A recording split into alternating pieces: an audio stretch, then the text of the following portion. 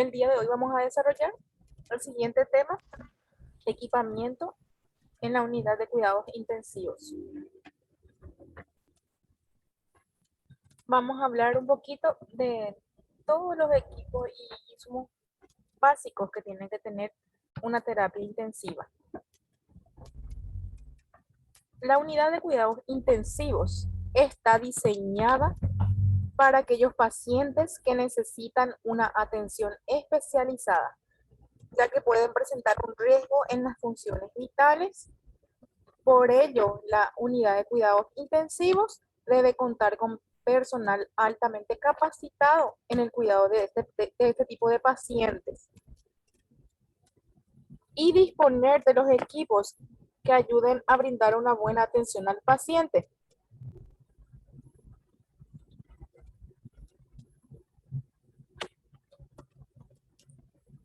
En la unidad de cuidados intensivos debemos tener una cama hospitalaria, que es lo primero. Para un paciente internado en un SIT, la cama debe ser altamente tecnológica para permitir tomar posiciones diferentes en nuestro paciente. Debe estar ubicada lejos de las paredes de forma que este sea accesible para los 4 lados del paciente. Algunos disponen de cajones desmontables que garantizan la seguridad del paciente. Tienen ruedas en caso de movimientos urgentes también. Aquí vemos un ejemplo, ¿verdad?, de una cama hospitalaria. Algunos hospitales ya tienen este tipo de tecnología. Mi PS y otros hospitales públicos tenemos ya este tipo de cama hospitalaria. Tenemos también otro equipo necesario, ¿verdad?, que es el ventilador mecánico, que es sumamente importante. Sí o sí tienen que existir en una sala de terapia intensiva. Esta es una máquina que ayuda a los pulmones de nuestro paciente, a los músculos respiratorios en caso de insuficiencia respiratoria, dice.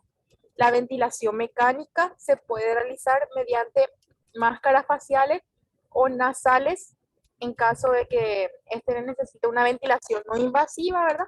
Cuando el paciente requiere apoyo de oxígeno no invasivo. También puede recibir tubos desde la boca, un tubo endotraqueal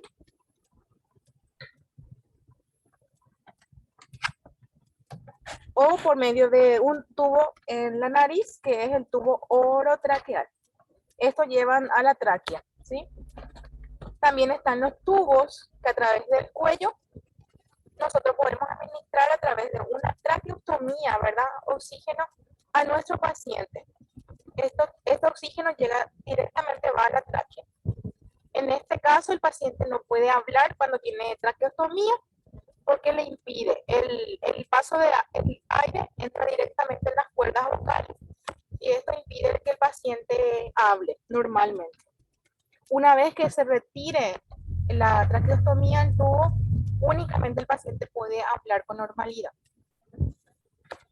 El ventilador mecánico debe de existir uno por cada paciente, uno para cada cama. Profe, ¿Le escucho? no sale bien el audio. Mi señal. Entonces, ya mi señal, vamos a procurar que lo que se pueda. Los ventiladores mecánicos son equipos electromecánicos que brindan soporte y asistencia respiratoria a nuestros pacientes. Cuando este no puede recibir la ventilación adecuada, ¿verdad? Sí o sí necesita, ¿verdad?, oxígeno complementario. Entonces, tenemos lo que es el ventilador mecánico en este caso.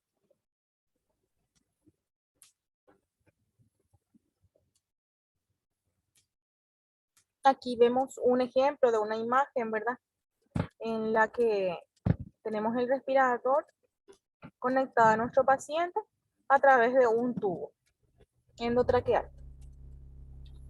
Tenemos también el ejemplo de una cánula de traqueostomía, ¿verdad? Cuando el tubo pasa directamente a la tráquea y administra oxígeno directamente.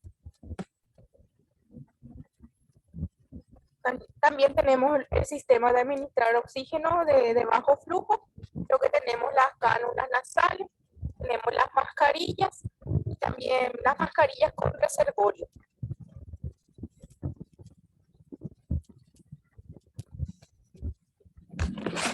Otro equipo necesario en la terapia intensiva son las bombas de infusión, que no tienen que faltar. Sí o sí tenemos que tener más de una bomba de infusión inclusive por cada paciente. El propósito de las bombas de infusión es asegurar que la administración de líquidos, que en este caso puede ser fármacos o alimentos, permanezcan constantes a lo largo del tiempo, dice, eligiendo la administración correcta del paciente, pero sí o sí tiene que estar indicado por el médico, el goteo, ¿verdad? De nuestro fármaco o alimento. Pueden conectarse a tubos blandos, que son los catéteres, que entran directamente en las venas, o al tejido subcutáneo o al estómago, cuando son los alimentos, ¿verdad? La zona nasogástrica. Es posible que las bombas emitan sonidos, ¿verdad? Hagan un pequeño sonido, ¿verdad? Esto sirve para señalar a los profesionales el final de la infusión, o también hay veces que se prende la alarma de las bombas de infusión cuando hay obstáculos en cuanto al flujo. Mínimo 3 bombas de infusión tienen que existir por cada paciente.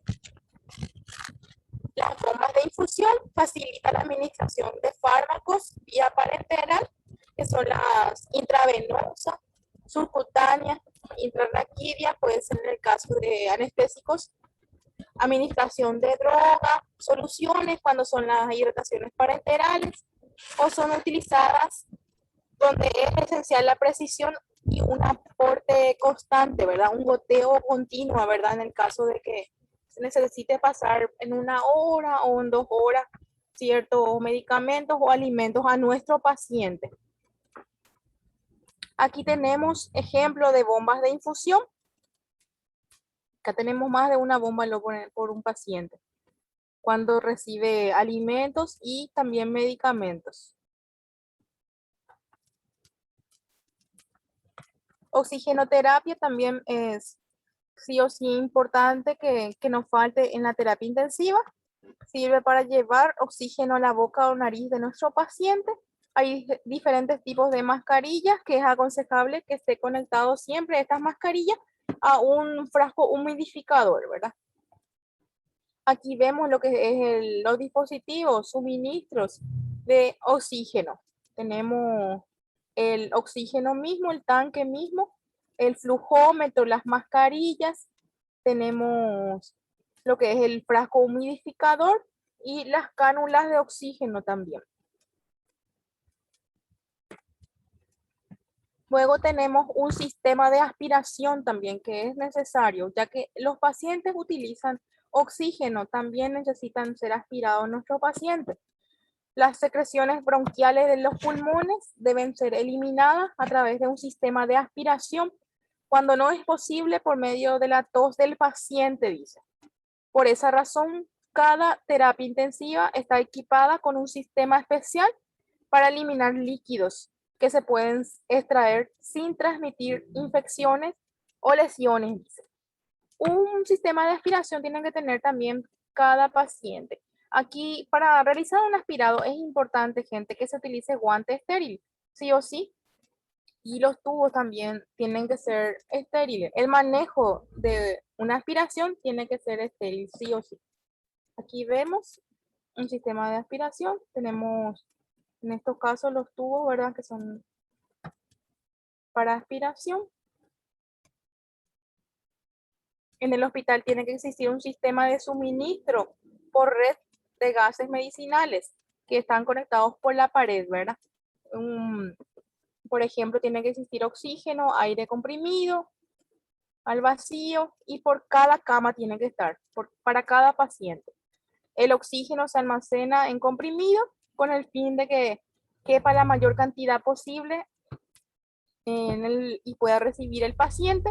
Esta gran presión está sometido a gas antes de ser administrado y este no debería de dañar el aparato respiratorio. donde el gas se encuentra en un depósito central, que es el tanque, ¿verdad? En cada hospital tiene que existir. Está localizada fuera de la edificación hospitalaria. Desde el tanque parte un sistema de tuberías que distribuye el oxígeno hasta las diferentes dependencias hospitalarias, diferentes tomas, ¿verdad?, de oxígeno. Luego tenemos un monitor que es imprescindible en la unidad de cuidados intensivos. Es una pantalla en la que se visualiza continuamente los signos vitales del paciente. Podemos observar a través del monitor una frecuencia cardíaca, presión arterial de nuestro paciente, saturación de oxígeno, la temperatura y la respiración. Gracias a la observación continua del monitor, ¿verdad?, el profesional de la salud puede realizar una rápida intervención cuando suene la alarma, porque cuando suena la alarma indica una irregularidad en los signos vitales. Es posible que el monitor emita sonidos cuando suena la alarma, ¿verdad? Estos iluminan en varios colores, sirven para advertir, en este caso al enfermero, ¿verdad?, de ser necesario para poder intervenir si el problema no se resuelve de forma autónoma. Si es que el paciente al rato no se recupera de por sí solo, entonces nosotros debemos de intervenir a tiempo y avisarle al médico. Aquí vemos un ejemplo de un monitor con los signos vitales. Tenemos también lo que es oxímetro de pulso. Oxímetro de pulso debe existir sí o sí en una terapia intensiva, pues se necesita controlar la saturación de oxígeno de nuestro paciente. Los oxímetros de pulso monitorean de forma no invasiva lo que es la saturación de oxígeno y estas están expresadas en porcentaje o en decimales.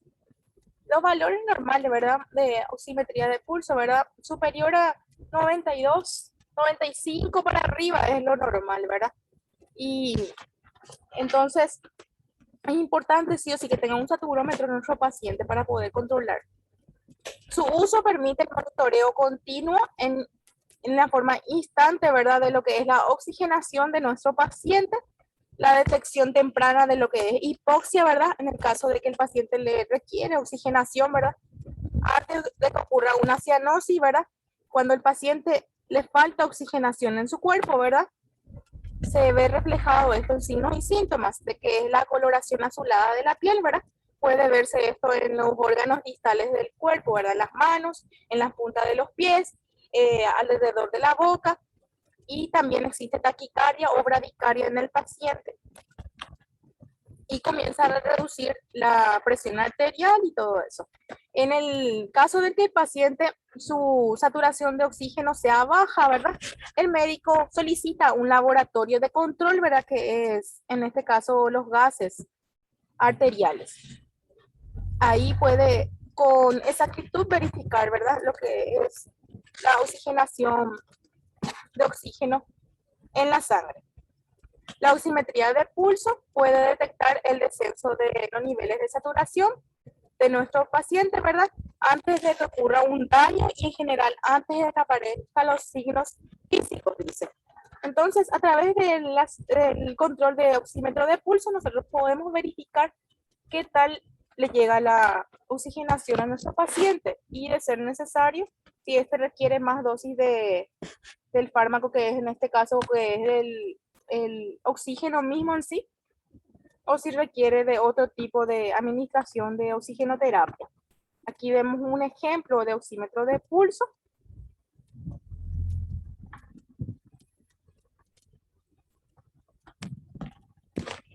Otro aparato o equipo necesario en la terapia intensiva es el glucómetro en cintas. Un glucómetro es un instrumento que se utiliza para medir, ¿verdad?, la concentración de glucosa en la sangre. Nosotros a través del glucómetro podemos verificar lo que es los valores normales de la glucemia en la sangre. Esto se utiliza en la casa mismo, ¿verdad?, y en los hospitales especializados, en las salas de internado, en salas de terapia intensiva, en la urgencia, en todo el hospital también lo utilizamos, sí o sí. Y hay veces que no requiere el control del paciente, pero Hay casos, ¿verdad?, donde el paciente está grave o tiene problemas en cuanto a la diabetes o otras enfermedades y sí o sí necesita control de glicemia. Tenemos que conocer también los valores normales, ¿verdad?, que son de 70 a 110, ¿verdad?, en ayunas. Y si supera eso se llama hiperglicemia. Y si es menos de los 70, si es un poquito menos de los 50, en este caso, ¿verdad?, hipoglicemia. Y debe ser tratado sí o sí en ambas partes. Tenemos un desfibrilador que es importante que en la terapia intensiva exista, ¿verdad? Sí o sí. Este es un dispositivo médico que se utiliza en los hospitales o ambulancias también. Cuando por varias razones el corazón se detiene o este late incorrectamente, ¿verdad? Este dispositivo permite restablecer el latido cardíaco eficaz del paciente a través de una descarga que no es peligrosa, ¿verdad? Y tiene que ser tolerada por el cuerpo. Acá tenemos un desfibrilador. Sí o sí tienen que estar cerca del carro de paro. También tiene que existir un laringoscopio y todos sus accesorios, ¿verdad? El laringoscopio hay de diferentes tamaños, lo que son las, en este caso, hay para pediatría, neonato y adultos, ¿sí? Y depende del tamaño del paciente, entonces el médico utiliza las hojas de laringoscopio. Un carro individual de paciente debe de existir también, ¿verdad? Para evitar la propagación de infecciones, ¿verdad? En cada unidad tiene que estar equipada ese carrito con medicamentos y materiales específicos de cada paciente. La terapia intensiva, cada paciente recibe un tratamiento personalizado y diferente, ¿verdad? Dependiendo de la patología que éste tenga. Y a menudo es importante que estos fármacos que proporcionan por diferentes vías, en este caso, que pueden ser inyectables, comprimidos o ampollas, todo eso se puede guardar, ¿verdad?, en el carro individual del paciente. Hay veces que también el paciente o el familiar debe de comprar, ¿verdad?, lo que es, en estos casos, los insumos, ¿verdad?, cuando no hay dentro del hospital, y esto se tiene que guardar dentro del carrito del paciente. Es muy utilizada estos carritos especiales en salas de aislamiento.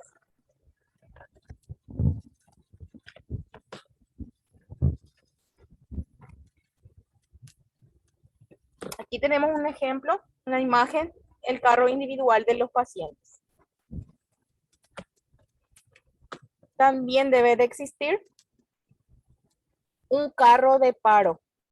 El carro de paro sí o sí tiene que estar completo. Toda unidad clínica es especial, más si es crítica, ¿verdad? Debe de contar con un carro de paro disponible ante una emergencia. Los medicamentos e insumos deben de estar dispuestos en forma ordenada e identificada, con carteles visibles, dice, y revisado periódicamente. En lo posible diario. El control del carro de paro debe de ser, lo ideal sería controlarlo diariamente, ¿sí? ¿Por qué? Porque nosotros vamos a verificar las fechas de vencimiento de nuestros insumos o medicamentos. También vamos a verificar el funcionamiento del laringoscopio. Eso tiene una pila, ¿verdad? Y tenemos que verificar que esté sí o sí funcionando, ¿verdad?, nuestro laringoscopio ante una emergencia. También las bolsas de insuflación o carga de material de monitor. Y todo está dentro del carro de paro. Tenemos que tener. Y esto tiene que ser registrado diariamente, como les dije, como un inventario. El carro de paro tiene que tener un responsable, ¿verdad?, de la reposición de lo utilizado. En los servicios pediátricos es recomendable mantener tablas estandarizadas de dosificación de medicamentos que tienen relación con la edad y el peso del paciente, dice.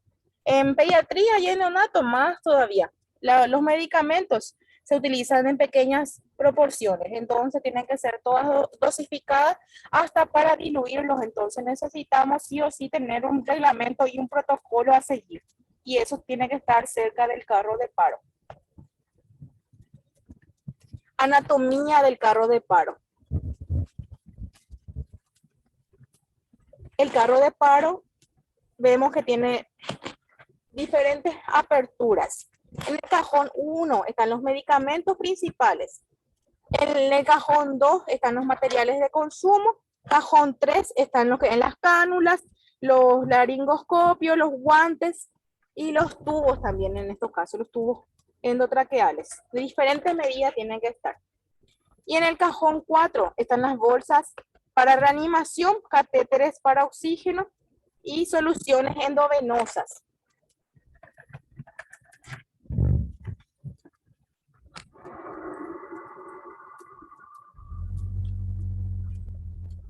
En la unidad de cuidados intensivos también debe de existir lo que son los cestos de residuos, ¿verdad? Para nosotros desechar nuestros residuos.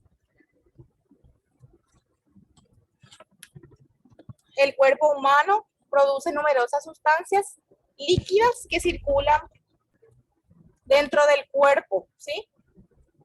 Muy a menudo en terapia intensiva es necesario remover y entrar en contacto con estos líquidos directamente, debido al ingreso, al riesgo de infección que tenemos con estos pacientes, ya que todo esto, ¿verdad? Los residuos líquidos son eliminados normalmente a diario del cuerpo del paciente, ¿verdad?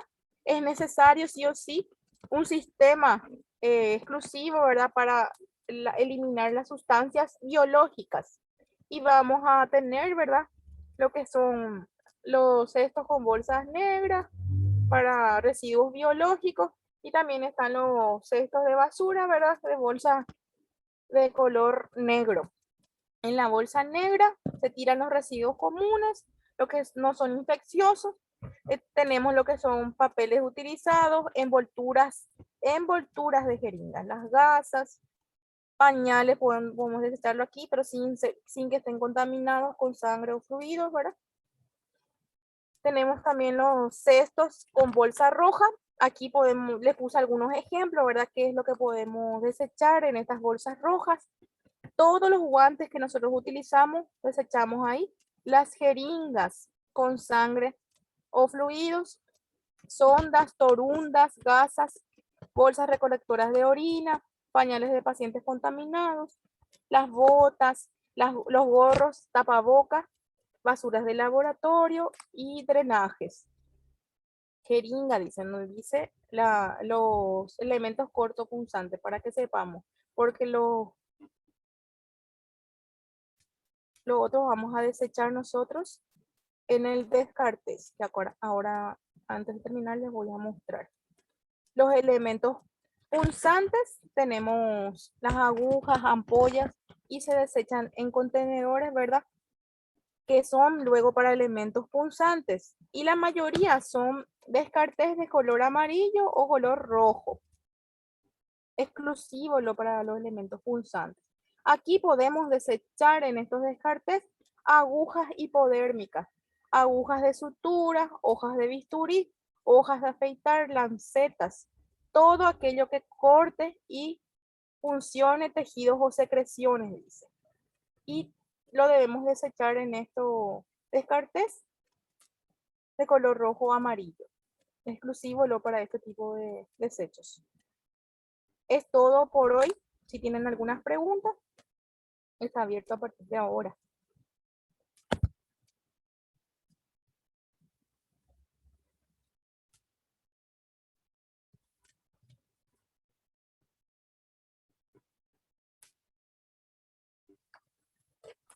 Está todo bien, profe. ¿Se entendió todo?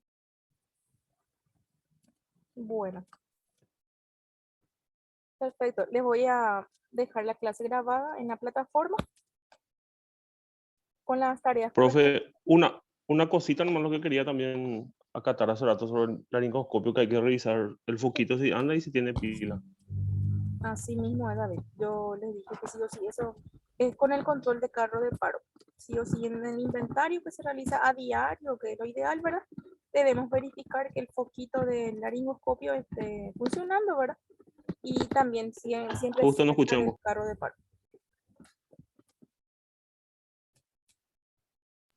Está todo bien, profe. Bueno, entonces doy por finalizada la reunión. Si no tienen alguna otra pregunta.